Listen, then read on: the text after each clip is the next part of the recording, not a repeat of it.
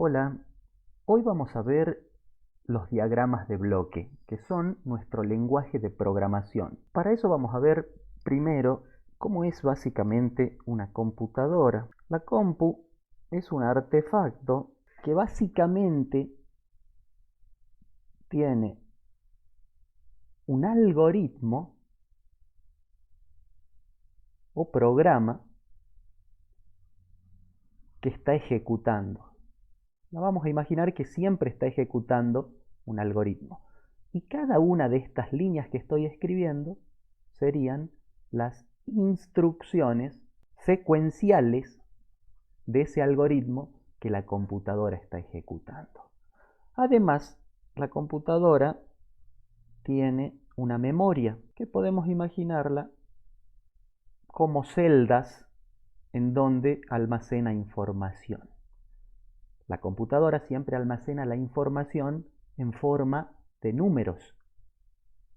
Sea cual sea la información, ya sea audio, video, una pantalla, números naturales, reales, lo que sea, una foto, todo lo traduce a números.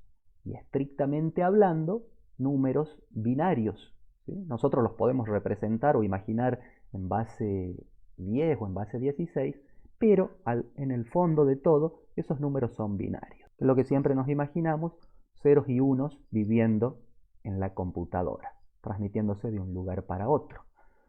Este algoritmo en ejecución tiene la posibilidad de interactuar con la memoria, es decir, modificarla y ver qué valores tiene. Esto es básicamente nuestro escenario de trabajo. Ahora, lo que nosotros vamos a desarrollar son estos algoritmos para que ejecute la computadora. Estas instrucciones van a estar escritas en un lenguaje de programación, en un determinado lenguaje que comprenda la computadora y que comprenda el programador. Por eso siempre se dice que el lenguaje de programación es la forma en que se comunican la computadora y el programador. Es la forma que el programador tiene de decirle a la computadora qué es lo que tiene que hacer. La computadora lo único que sabe hacer es ejecutar programas, pero programas que se los cargan o se los dan los programadores. La computadora por sí no sabe hacer absolutamente nada por sí sola, sino si alguien no le proporciona un programa con las instrucciones que tiene que realizar. Por eso a veces se dice que es una máquina boba, porque por sí sola no puede hacer nada. ¿Sí? Y también, bueno, entonces vamos a adentrarnos en nuestro lenguaje de programación, que son los diagramas de bloque. Vamos a ver cada una de las instrucciones que le podemos dar a la computadora dentro de un algoritmo y cómo interactuar con la memoria de la compu. Entonces vamos al diagramar, que va a ser nuestro entorno de programación. Acá tenemos las instrucciones. Estos bloques son cada una de las instrucciones que le podemos dar a la computadora. Como ven, son extremadamente pocas. 2, 4, 6 instrucciones y con eso podemos hacer lo que necesitemos, combinándolas. Vamos a comenzar viendo esta instrucción que se llama asignación. La instrucción de asignación es una instrucción que me permite interactuar con la memoria de la computadora. ¿De qué manera? Cada una de esas celdas que habíamos visto aquí, le podemos dar un nombre en nuestro programa. Esta celda se podría llamar A y contener el número 5. Este nombre es un identificador que le damos a dicha celda y de esa manera la convertimos en una variable. La variable A va a ser esa celda que va a poder contener un valor. Si yo quiero realizar esa acción, esta instrucción me permite decir a la variable A, asignarle el valor 5. Acá tenemos nuestra primera instrucción. Vamos a hacer que la computadora ejecute la instrucción y ver qué ocurre en su memoria. Vamos a ejecutar con este botón, que es paso a paso o instrucción por instrucción. Le damos de nuevo. Bueno, acá nos dice que finalizó la ejecución del diagrama o programa porque es la única instrucción que tenemos. Entonces, vemos que en la memoria de la computadora la variable a contiene el valor 5.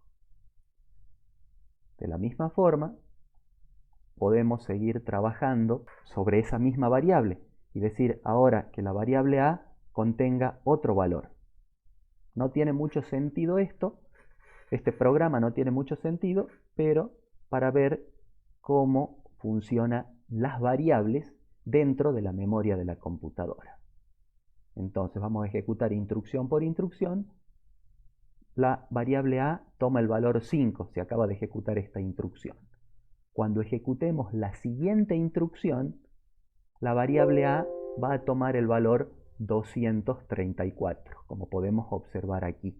Ha perdido el valor 5. Este valor ya no está. El valor que está es este. Lo correcto hubiese sido que acá esté tachado este 5 porque ya no está en la computadora. Lo que ha ocurrido acá es que tenemos la variable a que cuando se ejecutó el primer paso tomó el valor 5. Luego se ejecutó la siguiente instrucción, entonces nuestra variable dejó de tener el valor 5 y pasó a tener el valor 234. En la ejecución la variable puede ir tomando distintos valores. De igual forma podemos tener más variables dentro de la memoria. Podríamos tener la variable b y asignarle otro valor. Vamos a ejecutar de nuevo esto y vamos a ver qué ocurre en la memoria de la computadora. Acá es donde les decía que lo mejor sería que este 5 esté tachado allí. Lo correcto hubiese sido algo así. Cuando toma el valor 234 se tacha el valor anterior. Y aparece la variable b tomando el valor 7. Ahora en la memoria de la computadora tenemos dos variables. Siguiendo con la instrucción de asignación, observen que podemos a una variable asignarle el valor de otra. Por ejemplo, en la variable c quiero almacenar el valor que tiene la variable a. Esa es otra forma, no siempre le asigno un número fijo.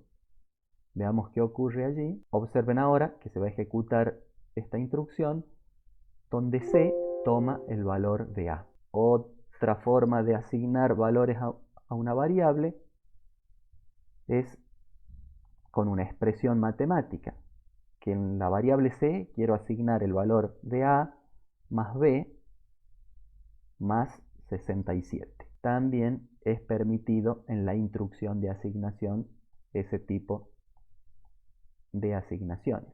Observen que c vale 234, pero ahora le voy a asignar a más b más 67, es decir, 234 más b, que es 7, más el número 67. Y ese valor se va a almacenar allí. Por supuesto, c deja de valer 234 y pasa a valer 308. Incluso también a una variable le puedo asignar una expresión que dependa de la misma variable. Por ejemplo, a igual a más 1. Si quiero incrementar en 1 el valor de la variable a. Veamos esa situación. Observen que llego acá, a vale 234, ahora digo que a la variable a le asigne el valor de a más 1, es decir, que va a pasar a valer 235. Esto sería básicamente la instrucción de asignación. Veamos qué operaciones matemáticas puede realizar la computadora. Sumas, restas, podemos realizar multiplicaciones usando el asterisco, 46 por 2, y podemos realizar divisiones A dividido B usando la barra. Ejecutemos esto paso a paso y vamos viendo que acá la variable A tomó el valor menos 43. Ahora la variable B va a tomar 46 por 2 y la variable C A dividido B. Entonces la variable C toma el valor menos 0,467, etc. Acá tenemos números naturales, números enteros y números reales. ¿Ok? ¿Qué otras operaciones podemos realizar? Podemos calcular el valor entero. Supongamos quiero calcular el valor entero de la variable C. Como C vale menos 0, algo, le sumemos primero algo a C para que quede un número distinto de 0. C igual a C más 4 y luego le vamos a calcular su valor entero. Entero de C lo vamos a guardar en una variable que se llame entero C. Allí vemos que los nombres de variable pueden tener cualquier descripción. Recuerden que esto se llama identificador de la variable y que lo que es una celda en la memoria de la computadora. Va a ser la parte entera de C. Para esto se usa la instrucción trunc, la función trunc, y entre corchetes ponemos a quién le queremos calcular la parte entera. En este caso yo le quiero calcular la parte entera a C. Respetemos las mayúsculas y las minúsculas en los nombres de la variable. Si yo pongo C mayúscula, no va a ser lo mismo que C minúscula y no va a funcionar. Veamos qué ocurre. Entonces aquí C toma el valor negativo 0,4 y algo. Ahora le sumamos 4. Por lo cual toma el valor 3,53. ¿Por qué habrá tomado ese valor C? Si le sumo 4. Bueno, acá hay un problema de la aritmética del diagramar. Pero bueno, supongamos que lo hizo bien. Y ahora vamos a ver la parte entera. Ven, en la variable entero C guarda la parte entera de lo que vale la variable C. Veamos otras funciones. Tenemos la posibilidad de hacer potencias. ¿Cómo calculamos la potencia de un número? Supongamos que en la variable X quiero guardar 3 elevado al cuadrado. Vamos a ver en la ayuda de diagramar dónde están estas funciones, que no recuerdo exactamente cómo es. Bajamos aquí y acá tenemos funciones definidas. Tenemos div, que es división entera, mod, que es resto, ya la vamos a ver, trunc, que ya la vimos, raíz para calcular la raíz cuadrada, creo, y abs para el valor absoluto. Pero para potencia no tenemos. Bueno, acá vean que las expresiones en diagramar tienen que ir sin espacios en blanco. Después acá dice que distingue mayúsculas de minúsculas, pero estábamos buscando la potencia. Operadores, acá tenemos multiplicación, división. Potencia es el sombrerito. Acá yo lo tengo en mi teclado arriba del 6. Entonces, si yo quiero hacer 3 elevado al cuadrado, ejecutemos paso a paso para ver la potencia. X va a tomar el valor 3 al cuadrado. Y así podría haber hecho elevado a la cuarta potencia y a la potencia que yo quiera. Observen que X tomó el valor 81, que es 3 elevado a la cuarta. Después tenemos, ¿qué otras operaciones teníamos aquí? La función div, que es la división entera.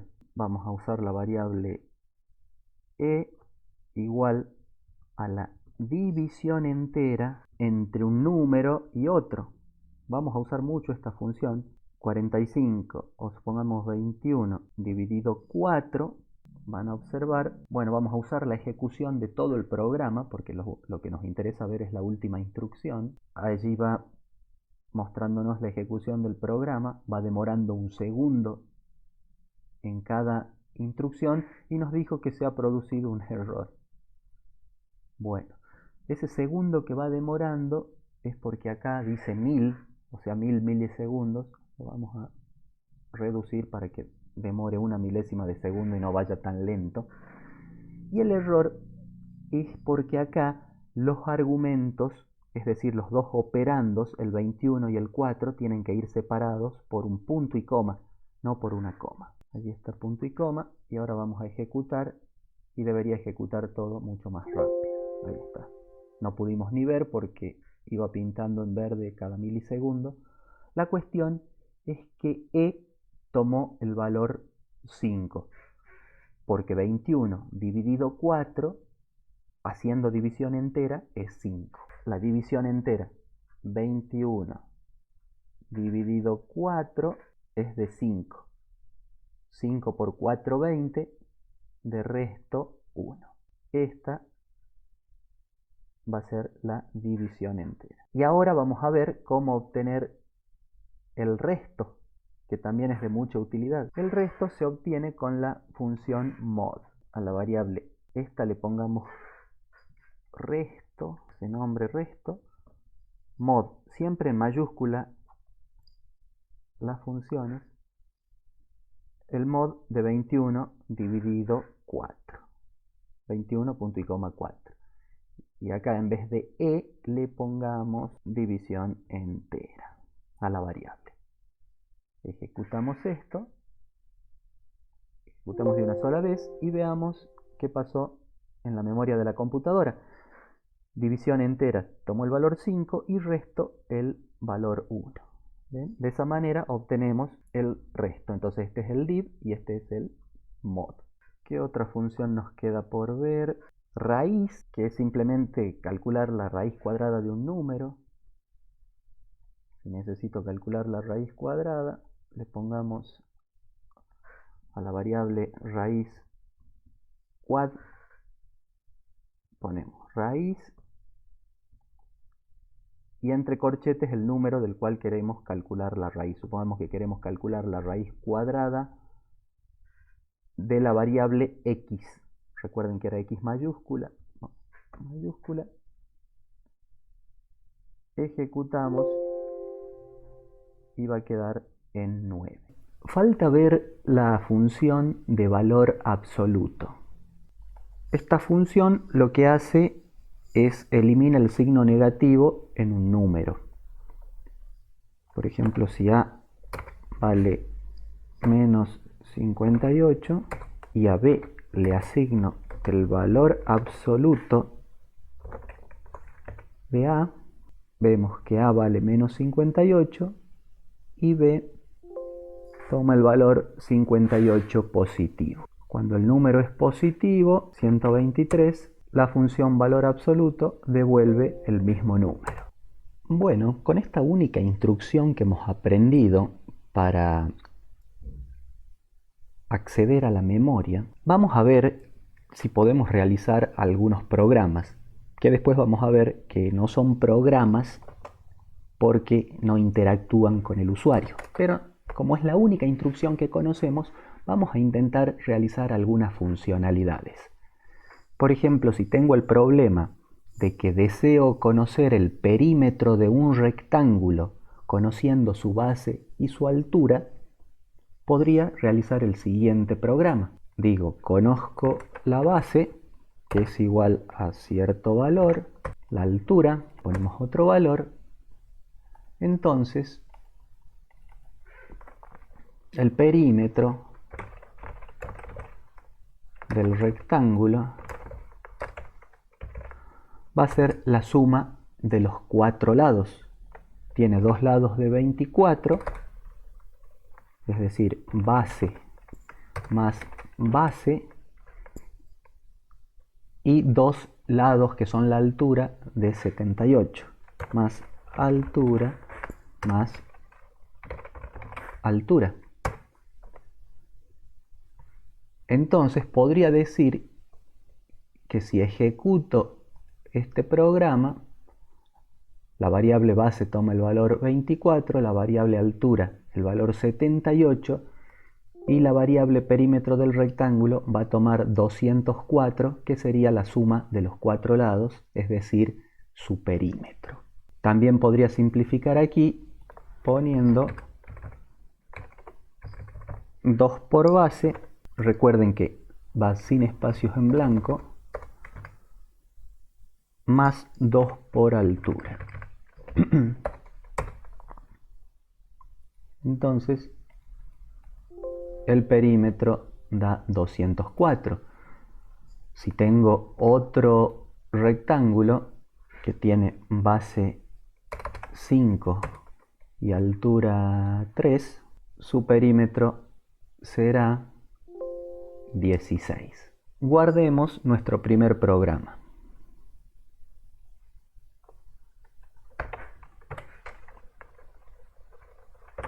Perímetro de rectángulo.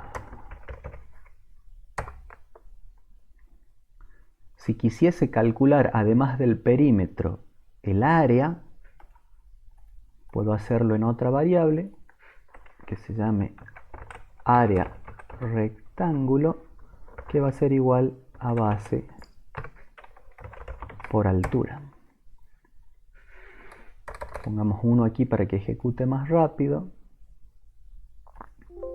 Realizamos la ejecución y si el rectángulo tiene base 2 y altura 3, el perímetro va a ser 30 y el área va a ser 36, la base por la altura. Guardemos este programa, le pongamos el nombre perímetro y área del rectángulo. Veamos otro ejemplo. Supongamos que quiero determinar si un número es o no es par. Entonces, en una variable x voy a poner mi número y quiero que el programa determine si el número que está en esa variable es par o no lo es. Para ver si un número es par, vamos a utilizar la función resto, mod, porque si el resto de dividir el número en 2 es 0, es porque el número es par. Entonces, en la variable resto vamos a poner el resto de dividir el número x, punto y coma, dividido entre 2. Cuando ejecutemos esto, si la variable resto vale 1, quiere decir que el número no es par. Pero si yo acá pongo un número par, como el 30, en ese caso, la variable resto va a dar 0. Es decir, que cuando se vea un número 0 es porque el número es par y cuando resto tenga un número 1 es porque el número es impar. Yo podría decirle a mi usuario, vos tenés que venir acá en la variable x, poner el número que te interesa, ejecutar el programa y luego mirar la variable resto. Si vale 0 es porque el número es par. Si no vale 0 es porque el número es impar. Veamos otro ejemplo. Ahora quiero ver si un número es divisor de otro. Entonces, voy a tener en una variable un número que va a ser mi posible divisor. Quiero ver si ese número es divisor de un número x cualquiera. Supongamos quiero ver si 3 es divisor de 100. Para realizar esto también vamos a utilizar la función resto, porque el número 3 va a ser divisor de 100 cuando 100 dividido 3 dé resto 0. Es decir, si el resto de dividir x, punto y coma, entre el posible divisor me da 0 es porque es divisor. Si no, no es divisor. Entonces yo ejecuto esto y el resto me da 1. Quiere decir que 3 no es divisor de 100. Pero si aquí yo en vez de 100 le pongo 102 y ejecuto, el resto da 0, eso quiere decir que 3 sí es divisor de 102. Y así puedo cambiar acá y utilizar cualquier número. Si quiero ver si 5 es divisor de 835,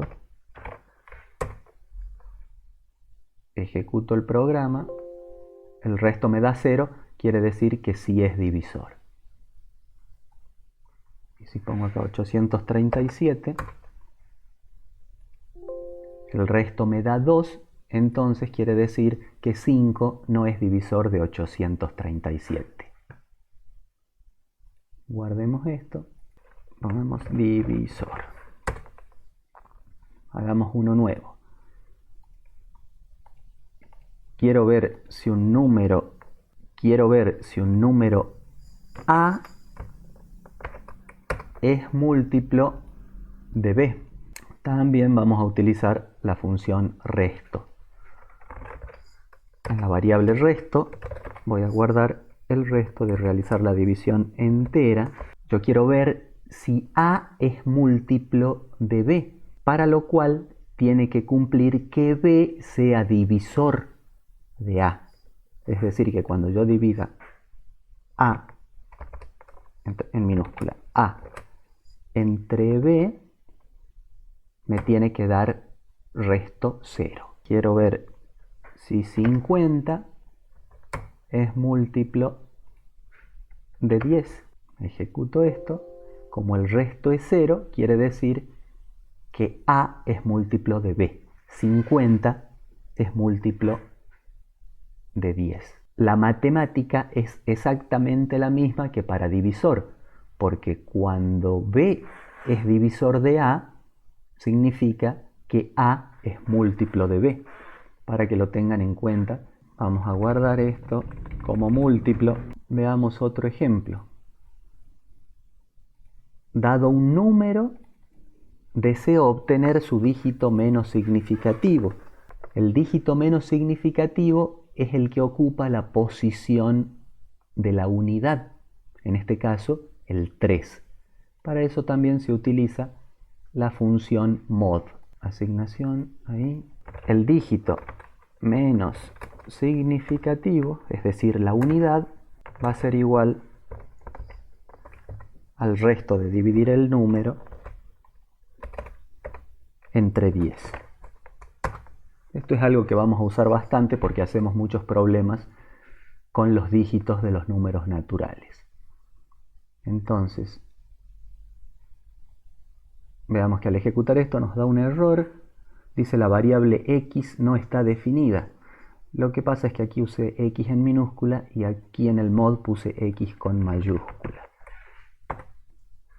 Recuerden que el diagramar distingue mayúsculas de minúsculas. Pongamos x minúscula.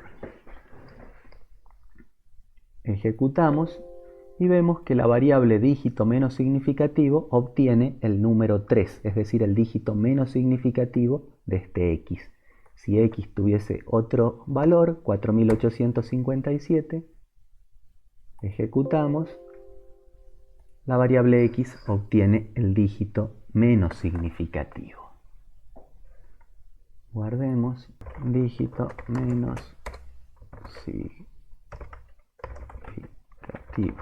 Veamos otro ejemplo. Ahora deseo obtener los dos dígitos menos significativos. Entonces, para eso, en vez de hacer mod 10, podemos hacer mod 100. Observemos que de esa forma, al ejecutar, se obtienen los dos dígitos menos significativos del número. Si probamos con el número 482, vamos a obtener el 82.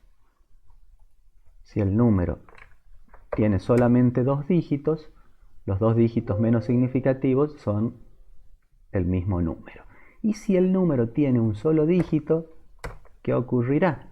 Los 2 dígitos menos significativos van a ser el mismo número. Acá la variable, en vez de dígito menos significativo, le pongamos 2 dígitos. Ejecutamos y se ha producido un error. Dice, se esperaba una letra para comenzar el nombre. Recuerden que los identificadores de variables sí o sí tienen que empezar con una letra. No pueden empezar con un número. Este identificador de variable empieza con el número 2. Entonces vamos a poner 2 dígitos, así, que empiece con letra. Ahora sí funciona. Guardemos esto. Por último, veamos cómo obtener los n dígitos menos significativos. En este caso, yo voy a tener el número del cual deseo averiguar sus n dígitos menos significativos, y en una variable n vamos a poner la cantidad de dígitos menos significativos que deseo obtener. Supongamos que deseo obtener 3 dígitos menos significativos. Entonces, acá vamos a alterar la fórmula para obtener los n dígitos menos significativos. Entonces, cuando nosotros queríamos un dígito menos significativo, hacíamos mod 10. Cuando queríamos 2 dígitos menos significativos, hacíamos mod 100. Si queremos 3 dígitos menos significativos, vamos a tener que hacer mod 1000. Y así agregando ceros acá. Para conseguir eso, lo que vamos a poner aquí es 10 elevado a la n, a la cantidad de dígitos que quiero conseguir, elevado a la n. Ejecutemos el programa y allí me da los 3 dígitos menos significativos. Le cambiemos el nombre a esta variable para que quede descriptivo. Simplemente le pongamos dígitos, no sabemos cuánto porque eso va a depender del valor de n. Si n fuesen los 2 dígitos menos significativos, me da 75. Y si fuesen los 4 dígitos menos significativos, me da 4875. Bueno, estos serían nuestros primeros programas, pero estrictamente hablando no son programas completos, porque el usuario no puede interactuar con el programa. Yo no le puedo decir al usuario, vení y ingresa tu información en el programa, porque el usuario no ve esta parte, no ve el programa y no ve la memoria de la computadora. Lo único que ve el usuario es la salida, lo que la computadora le informa como resultado. Y para ingresar valores, la única forma que tiene el usuario de interactuar con el programa es mediante las entradas, que no significa que él va a venir a tocar las variables de aquí. Él, de hecho, cuando ejecute este programa, no va a saber que la variable se llama n, que se llama x, ni va a ver estas operaciones. Él simplemente va a ingresar las entradas y va a esperar a obtener las salidas. Por eso es que ahora vamos a ver esas funciones de entrada y salida para poder interactuar con el usuario. Esta instrucción, que tiene una diagonal en la esquina superior izquierda, es la instrucción de entrada. De esta manera el usuario va a poder interactuar con el programa. Si yo deseo que el usuario ingrese, supongamos, el tamaño de la base, acá voy a poner la variable base y luego voy a poner que ingrese la altura. Supongamos que estamos hablando de un rectángulo del cual queremos obtener su perímetro. Entonces allí voy a poder calcular el perímetro en base a lo que ingresó el usuario. Lo que ingresó el usuario se almacenó en la variable base y en la variable altura. Entonces perímetro va a ser base por 2 más altura por 2. Perímetro del rectángulo. Observemos que cuando ejecutamos esto, allí el programa le dice al usuario: ingrese la información que usted tiene. Ingrese la base. Bueno, la base vale 3. La altura vale 4. Bien, allí he calculado en la variable perímetro rectángulo el perímetro.